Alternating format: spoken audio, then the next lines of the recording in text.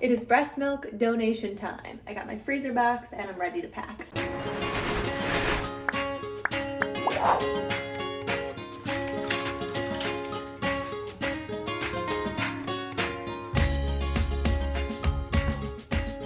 Hi everyone! You might know that I recently donated about 150 ounces of breast milk to the New York Milk Bank, and the milk went to babies in the NICU, the neonatal intensive care unit, that had mothers who either could not provide them with milk or just didn't have an adequate supply. And after I posted about this on social media, I received a ton of questions from people asking how I went about it. I've learned that a lot of you are really interested in donating milk, which is very exciting to hear. So I just want to share the whole process. It was very easy, simple. It just takes a little bit of time. You have to go through certain steps. It was easy. So I would highly recommend you do it if you can. The first question a lot of people asked me was how I knew that I had an oversupply. I honestly don't know the definition of an oversupply because I don't know what the standard amount of ounces that the average person can pump or produce in a day is. That being said, I do know that my body currently produces more milk than Milo actually drinks and needs.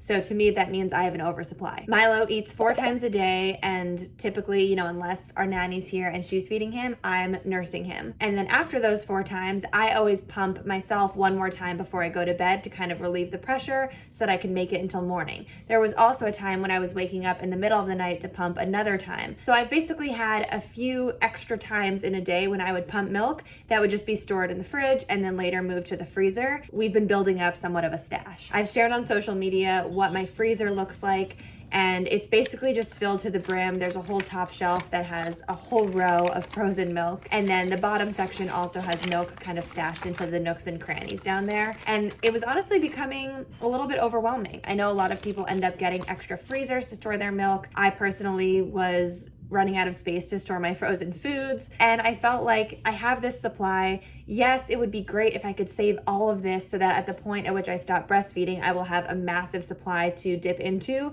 and I can ideally keep giving Milo my breast milk for as long as possible. But I just came to the conclusion that when I decide to stop breastfeeding, whenever that is, I'll use up whatever milk is left. But at the point at which I stop breastfeeding, I'm gonna be okay giving up breast milk. So it's okay if I run out of my freezer stash relatively quickly. One thing to keep in mind, I guess, if you're watching this from different places around the world, this process is probably going to differ based on where you live and if you have milk banks near you. Another thing I want to call out first, you can also just donate milk directly to people in need in your community. Correct me if I'm wrong, but I believe it's fully safe to give your breast milk to another baby. I don't think there is any problem with that. I know that when you donate it through a place like the New York Milk Bank, they pasteurize it, and I think they're just being extra safe. My understanding is that pasteurizing the milk actually removes a lot of the good stuff that's in there. So I do think it's fully safe to just pass your milk to someone else who you know is in need. So if you have friends, family members, other babies nearby that need milk, you can always donate that way too. So the entire process of donating was pretty easy. It all started with a quick Google search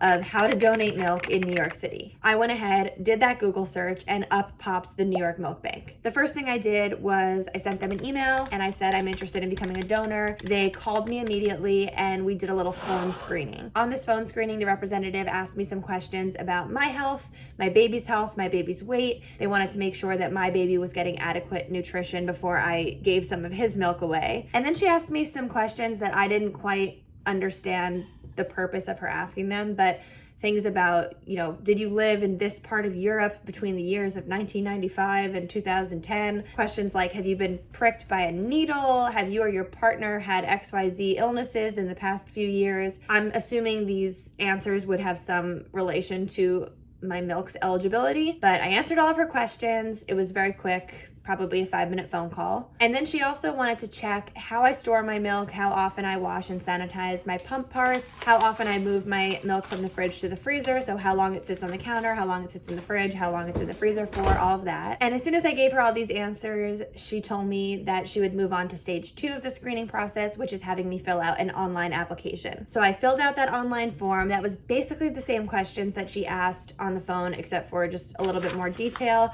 I had to provide my doctor's information and Milo's pediatrician's information so that they could reach out and get health records from both of them. Once that online application was approved and they reached out to my doctor and Milo's doctor, then they sent me a lab request form for getting my blood drawn. So I went to a Quest lab, got my blood taken with their form. It was free. They told me, don't pay for anything, don't give your insurance, don't give anything. It just is covered by the New York Milk Bank's form. And next thing you know, I get an email that I have been approved as a donor and that they're sending me out a box. So just yesterday, this is what I did in my kitchen. They sent me this big freezer box. Breast milk donation time. So let's pack some milk.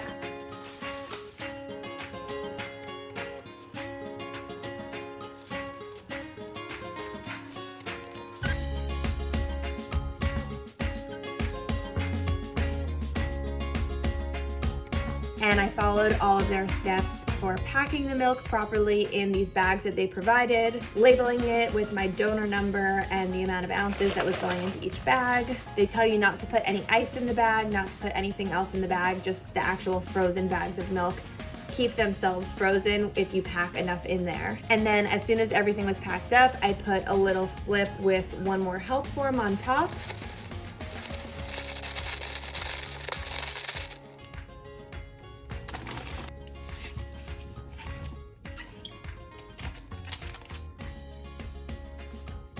Done, all packed.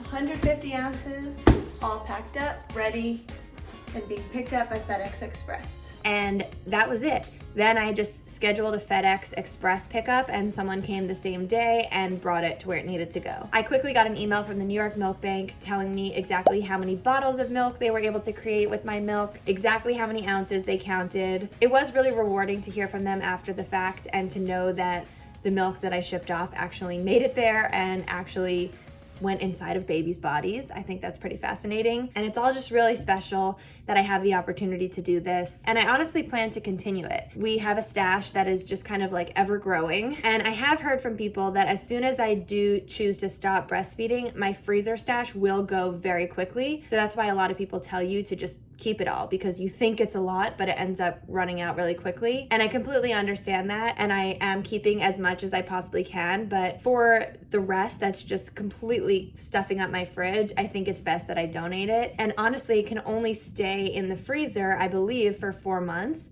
So if I don't donate it, some of it might go to waste. And that's it. I hope this video gave you all of the information you needed. And let me know down below if you have any questions about the process. I'm really open about it and I'm excited to keep it up. Have a nice day.